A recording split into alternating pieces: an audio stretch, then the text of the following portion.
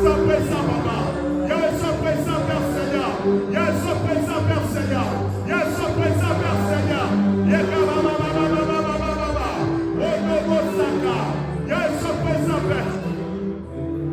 Sois présent dans ce Père. Sois présent dans ce Père. Sois présent dans ce Père Seigneur.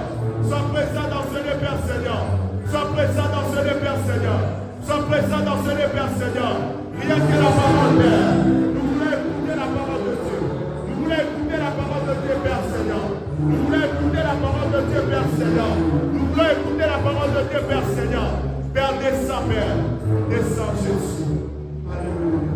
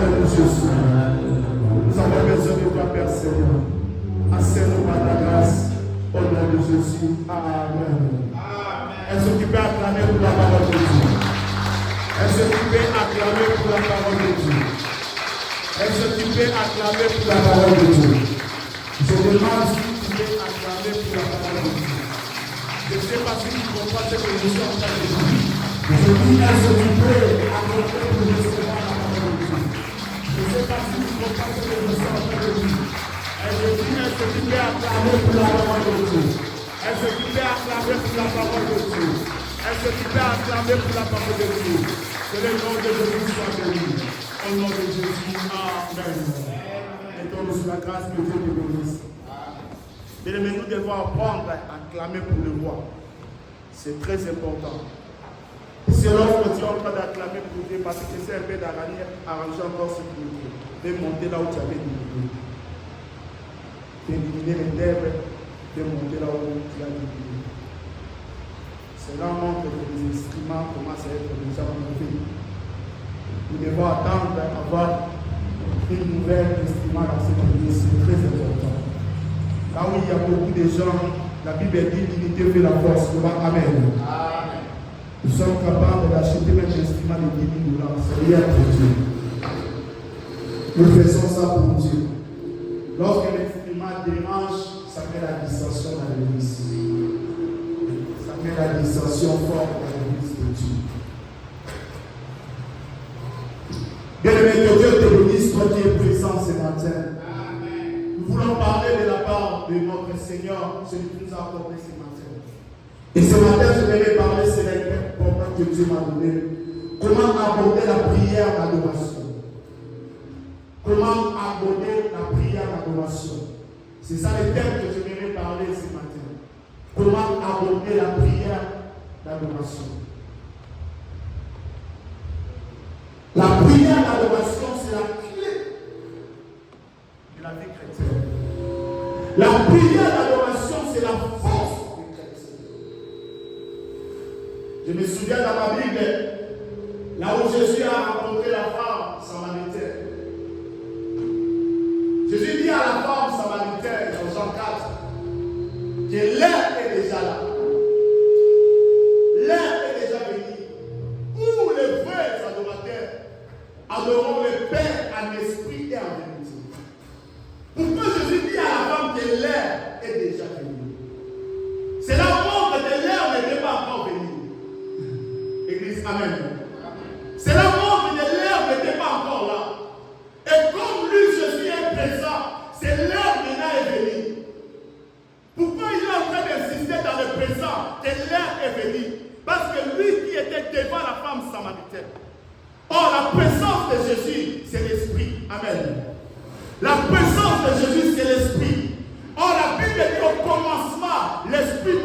Jésus. Et lorsque Jésus dit à la femme samaritaine, l'heure est venue, c'est-à-dire comme tu m'as vu, tu as vu maintenant la puissance d'adoration. Comme tu m'as vu, tu as vu maintenant tant d'adoration. Car Dieu est esprit. Et il dit, l'heure est venue où les vrais adorateurs adoreront Dieu en esprit et en vérité. Car le Dieu que nous adorons, c'est un esprit. C'est un esprit. C'est-à-dire, un vrai chrétien doit apprendre à bien adorer Dieu. Un vrai chrétien doit apprendre comment s'humilier devant la face de Dieu pour adorer ce Dieu-là. Souvent, quand on dit nous devons maintenant attaquer les diables, tu vas voir tout le monde se met debout. Pourquoi? Parce que c'est le moment d'attaquer les démons. C'est le moment de chasser les démons. Et nous utilisons tous les sortes de noms de démons. Les démons de famille, les démons d'envoûtement, les démons de sorciers, les démons qui bloquent mon mariage, les démons qui bloquent mon travail, les démons qui bloquent mon travail. C'est bien, mais nous devons comprendre le temps que nous sommes en train de vivre. C'est le temps de l'esprit. Tu ne m'as pas compris. Je dis, tu dois comprendre que le temps que nous sommes en train de vivre, c'est le temps de l'esprit. Or, l'esprit, c'est Dieu lui-même. Raison pour laquelle il est en train d'exister. Il dit, l'heure est venue où les vrais adorateurs adoreront le Père en esprit et en vérité. Comment aborder Dieu dans la prière d'adoration? On vient de passer un mois dans la prière. Et le Seigneur insiste dans le cœur de parler à son peuple et de bien l'adorer. Il y a beaucoup de chrétiens qui prient mais ne savent pas adorer Dieu. Ne savent pas comment élever Dieu dans leur vie. C'est là où il y a des problèmes. Adorer Dieu, c'est la clé. Adorer Dieu, c'est entrer dans le parvis de l'Éternel.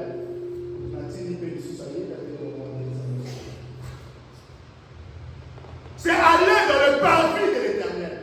Adorer Dieu. Adorer Dieu, c'est aller à la rencontre de Dieu. Nous devons aborder Dieu d'abord comme Seigneur dans notre vie. Amen. Aborder Dieu comme Seigneur dans ta vie. Quand on dit Seigneur, c'est lui qui est le maître. Quand on dit Seigneur, c'est lui qui contrôle tout. Raison pour laquelle dans l'Ancien Testament, les gens comme Sarai appelaient Abraham Seigneur. C'est-à-dire qu'ils considèrent Abraham comme son maître, comme son père, comme tout pour lui. Et dit mon Seigneur Abraham. Dieu est notre maître. Dieu est notre guide. Tu sais, un élève, lorsqu'il est devant son professeur ou son maître, il laisse que les maîtres parlent, lui il s'était. Amen. Parce que le maître lui donne le chemin à suivre. Le maître lui oriente ce qu'il doit faire. Et ce Seigneur est notre maître. Il faut comprendre que celui que tu es en train d'adorer n'est pas ton ami, il est le maître, c'est lui le Seigneur. Il est au-dessus, il est au plafond de tout. Et la deuxième chose, nous devons comprendre qu'il est notre roi. Nous sommes que les princesses ou les princes, mais lui, il est notre roi. Et quand on est devant le roi, comment tu peux avoir l'attitude ou le comportement devant le roi?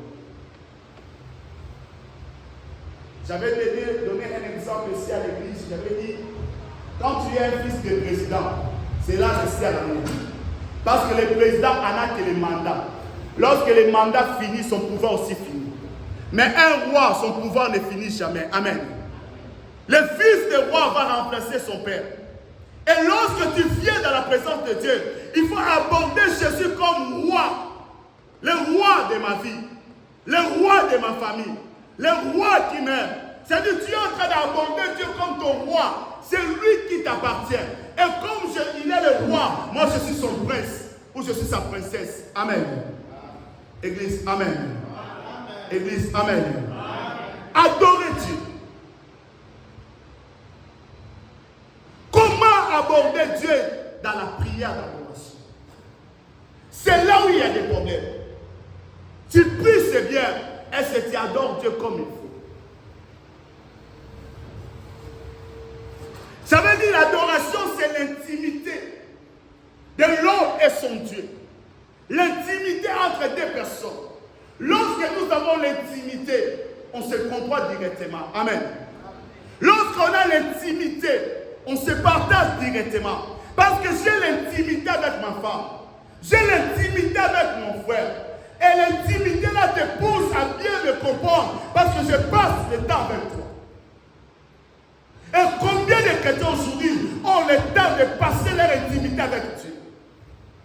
Combien de chrétiens aujourd'hui ont le temps de s'humilier devant Dieu, avoir l'intimité avec ce Dieu-là par rapport à son problème, par rapport à sa situation? Église, amen. Église, amen. L'intimité.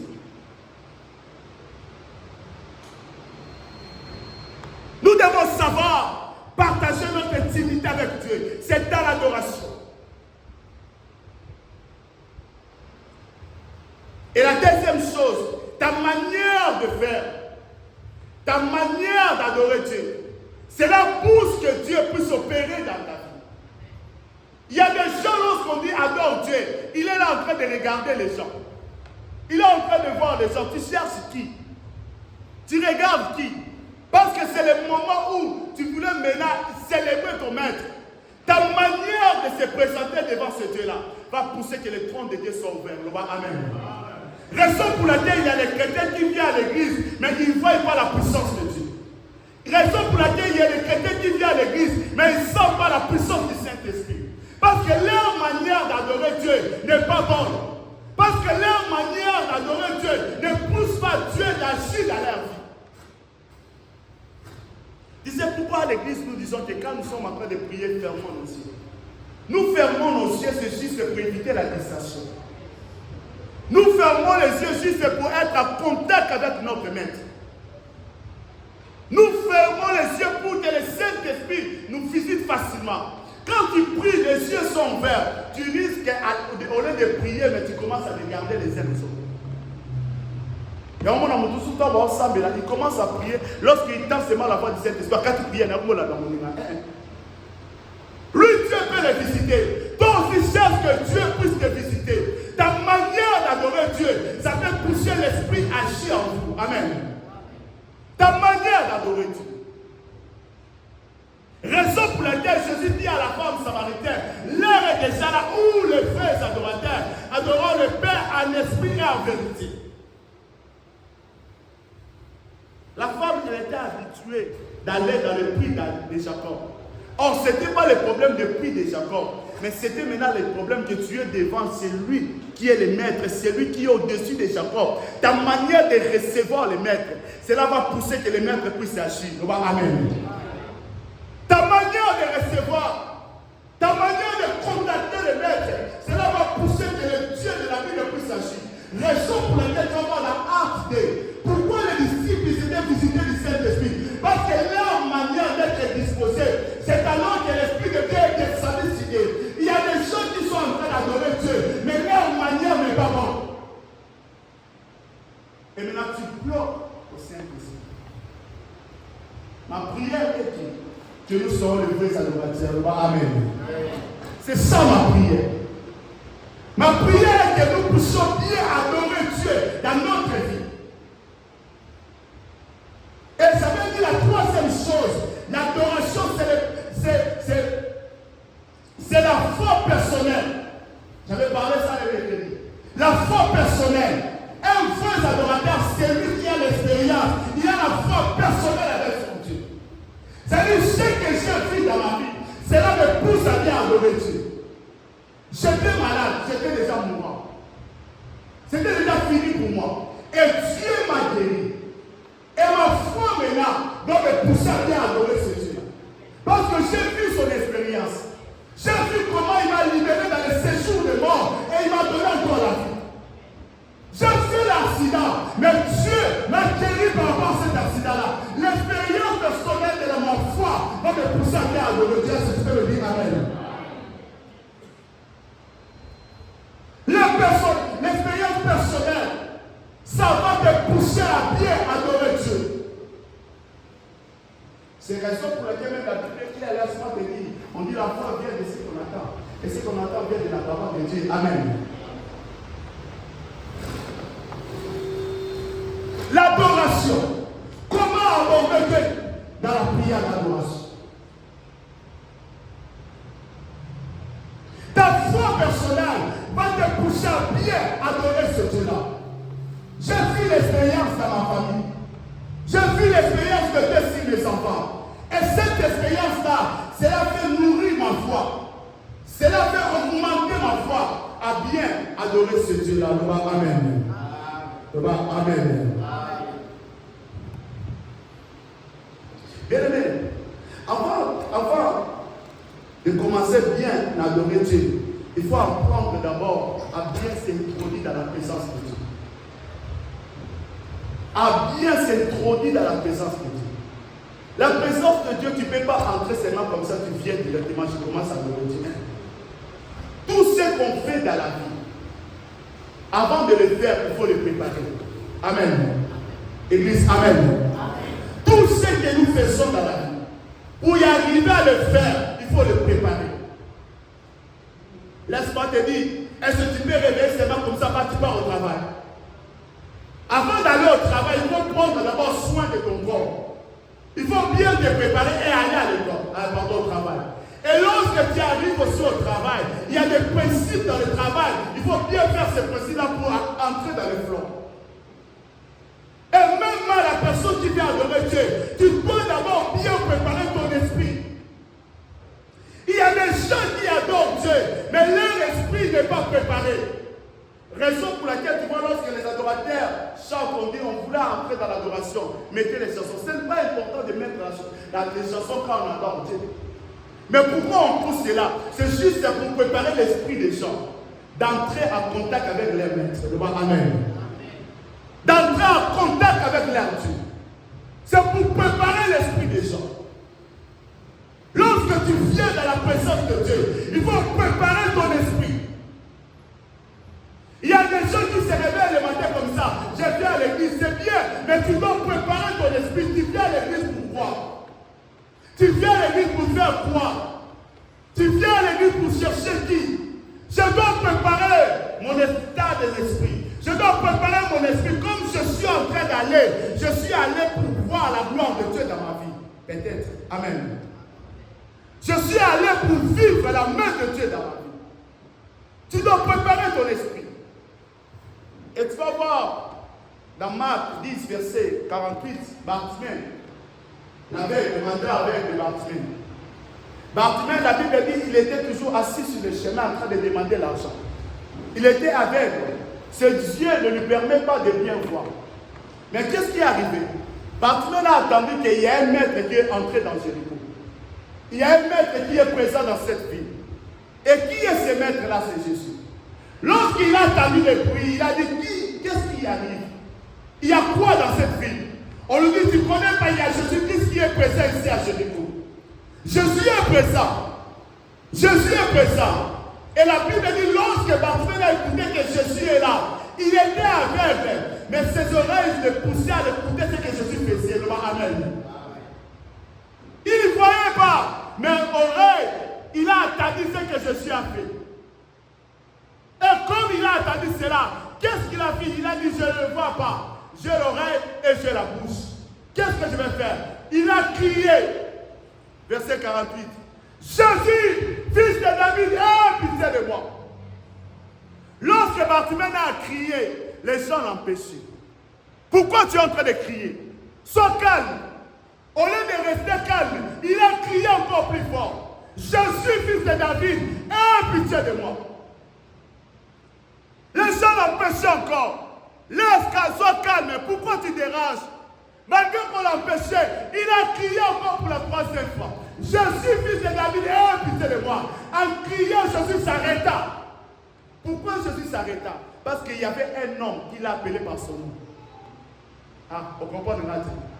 La Bible pense que la moto a bien été la combo. Et le corps a bien été la combo.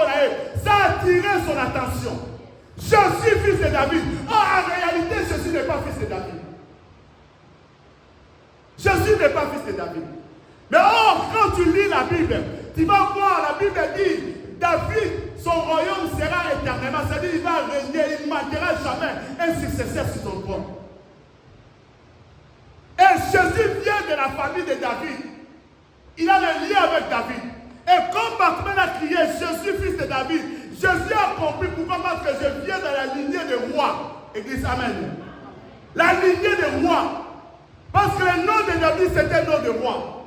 Et comme on a crié Jésus, fils de David, directement, ça a attiré son attention. Il s'est arrêté. Bien, mais le grand problème, tu pries, mais tu ne sais pas adorer Dieu. Tu pries, mais tu ne sais pas attirer l'attention de Dieu. C'est ça le grand problème. Ta manière de parler à ton Dieu, ta manière de crier à ton Dieu, cela ne permet pas que Dieu puisse attirer l'attention par rapport à ton problème. Or, un adorateur doit savoir attirer l'attention de Dieu. La deuxième mouvement, amen. Amen. Tu dois apprendre à attirer l'attention de ton maître. Cet homme Bartimée, il a tiré l'attention de Dieu. Il a dit, Jésus, fils de David, aie pitié de moi. Jésus s'arrêta. Les mêmes gens qui l'empêchaient Bartimée, les mêmes gens ont dit, il t'appelle, prends courage. Pourquoi on lui dit de prendre courage? Parce que le maître s'arrêta. Il a dit, viens, qu'est-ce que tu veux que je fasse pour toi? Le Seigneur est qui pour toi? Le Seigneur est qui pour ta famille? C'est là où il y a des problèmes. Est-ce que tu adores la personne que tu connais mieux ou tu adores seulement par ta bouche comme ça? Est-ce que tu adores la personne que tu as l'expérience avec lui ou tu adores seulement pour adorer que les gens me voient et t'adorent? Et les gens me voient que je viens à l'église. Mais tu dois comprendre qui tu es en train d'adorer. Église, amen. J'avais donné un verset, on peut se lever, on va m'aider à lire ça. Ils sont 23. On peut se lever pour la première version. Ils sont 23. Si quelqu'un dit cela, peut lire ça. Somme chapitre 23, premier verset. Jusqu'à verset 6. Comment adorer Dieu? Dans la prière d'adoration. Somme chapitre 23, du premier verset au 6e verset, je lis au nom de Jésus. Amen. Je lis au nom de Jésus. Amen. La Bible dit ceci. Cantique de David. L'Éternel est mon berger. Je ne manquerai de rien. Il me fait reposer dans de verts pâturages. Il me dirige près des eaux paisibles. Il restaure mon âme. Il me conduit dans les sentiers de la justice à cause de son nom.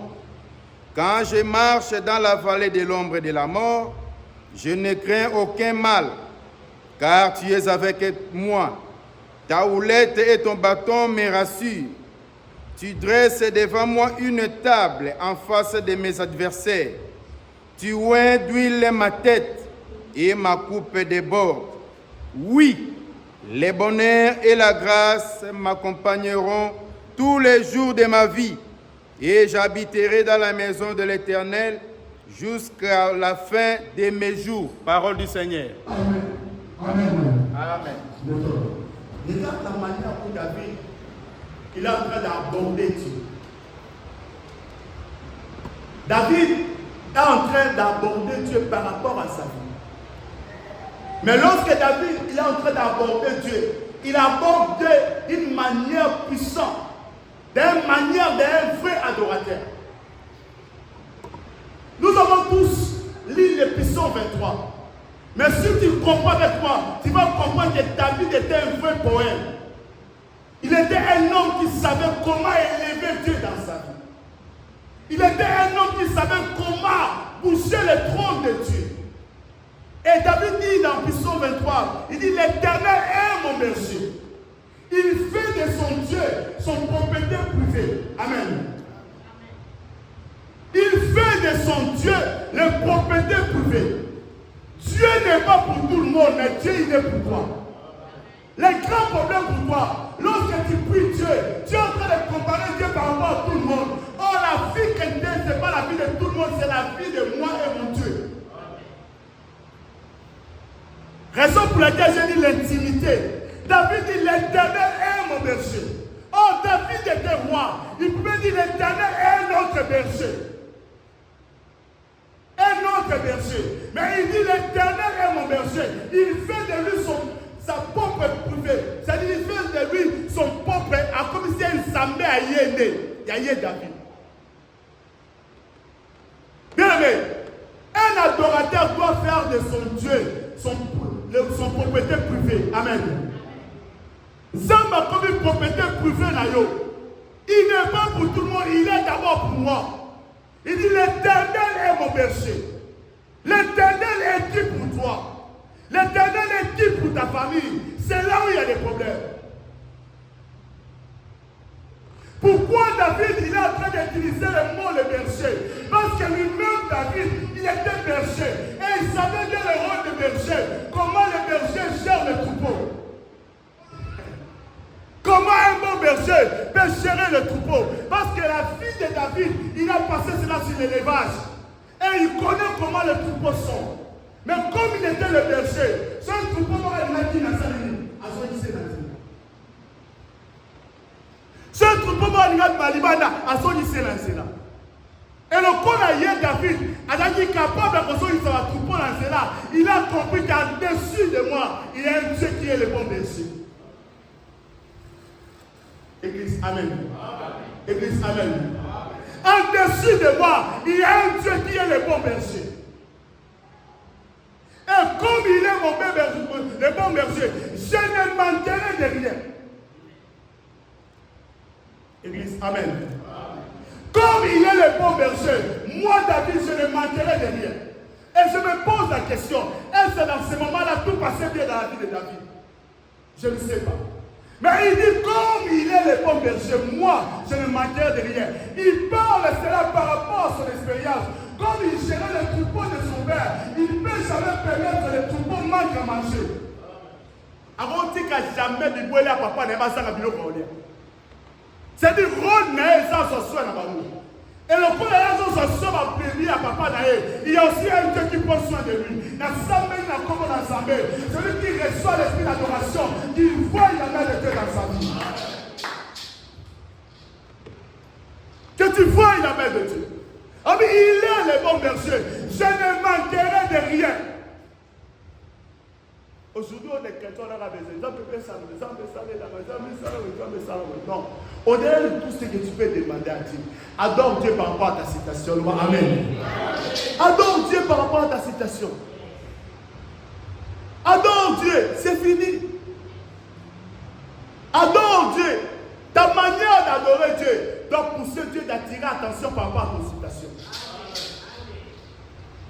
Ta manière d'adorer Dieu. Raison pour laquelle David a dit, il est mon berger, je ne manquerai de rien. Il me fait reposer dans le vieil pâturage. Il me fait reposer dans le vieil pâturage. C'est-à-dire, il est en train d'adorer Dieu en tant que son propriété privée. Mais nous devons apprendre à aborder Dieu dans l'adoration. Amen. Tu dois apprendre. Il me dirige près des eaux paisibles. Il restaure mon âme. Il restaure mon âme. Il me conduit dans les sentiers de la justice à cause de son nom. Quand je marche dans la vallée de la langue de la mort, je ne crains aucun mal. Amen. Bien aimé, la parole est la passe dans mon cœur. Mais comme le bon berger est avec moi, je ne crains rien. Je ne crains rien, même si je passe des moments difficiles dans ma vie. Même si je passe des moments pénibles dans ma vie. Mais je sais que le bon berger est présent. Je sais que le bon berger conduit ma vie. Je sais que le bon berger dirige ma vie. Je sais que le bon berger ne permet jamais le mal arrive dans ma vie. Et il dit, il ouait ma tête. Et ça coupe des bords. Yaya, les grands problèmes, ils ont dit.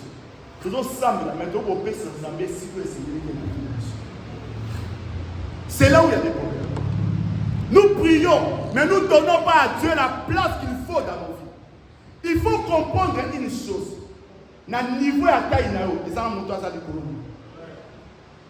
Quand tu commences à comprendre que le niveau est dit dans ça, il y a un maître suprême qui est devant. C'est alors que tu deviens d'un niveau plus élevé. Il y a vraiment un vrai adorateur n'est pas ordinaire. Un vrai adorateur n'est pas ordinaire. Parce qu'il sait ce qu'il fait. Parce qu'un vrai adorateur, il se brise devant la face de Dieu. Il se brise, il se met chez nous devant la face de Dieu. Il ne peut jamais être un orgueil parce qu'il a déjà pris sa vie. Il s'est pris sa vie. Le grand problème est ça.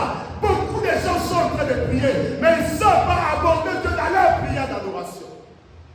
Or, l'adoration, c'est la clé de la vie chrétienne. Christ existe. L'heure est déjà là où les vrais adorateurs adoreront le Père en esprit et en vérité. Nous lisons tous cette verset. Et nous savons tous cette verset. Mais quand tu te présentes dans la présence de Dieu, quelle est la position? Tu mets ce Dieu. Quelle est la position? Je mets ce Dieu. Quelle est ma manière que je suis en train d'aborder ce Dieu? Église, amen. Église, amen. Ta manière d'aborder ce Dieu. Et j'avais donné des clés les mercredis. J'avais dit, première chose, l'adoration, c'est la prophétie des preuves de connaissances personnelles. La prophétie des épreuves personnelles de la vie chrétienne. La prophétie des connaissances de la vie personnelle. Ma vie personnelle avec mon Dieu. Ma vie personnelle avec le Maître et celui qui m'a créé. Ma vie personnelle avec celui qui m'a appelé. La manière où je suis en train d'aborder ce Dieu-là, c'est-à-dire ma connaissance me pousse à l'élever encore plus haut. Parce qu'il m'a sauvé dans le combat. Il m'a libéré dans les chaînes de prison. Il m'a fait de moi marié. Où il y a beaucoup de gens qui sont âgés comme moi, ne sont pas encore mariés. Il m'a béni. L'épreuve de connaissance personnelle, cela me pousse à bien adorer ce Dieu-là. Est-ce que quelqu'un peut me dire amen? Quand je vois ma vie, j'ai la connaissance qu'il y a quelqu'un qui m'a fait vivre. J'ai la connaissance qu'il y a quelqu'un qui m'a sauvé. Et cela me pousse maintenant à adorer ce Dieu. J'ai 4 enfants ou 5 enfants, mais il y a des autres qui n'ont pas des enfants. Et quand je commence maintenant à mesurer Dieu par rapport à tout ce qu'il est en train de réaliser dans ma vie, et je lui donne maintenant la place qu'il faut dans mon cœur, Dieu va être célébré. Amen. Regarde autour de toi. Combien des amis que tu as passé le temps avec eux, ils sont morts aujourd'hui. Regarde combien de gens qu'on est grandir ensemble avec eux. Est-ce que vous voulez la bagnole ou vous voulez dans l'état?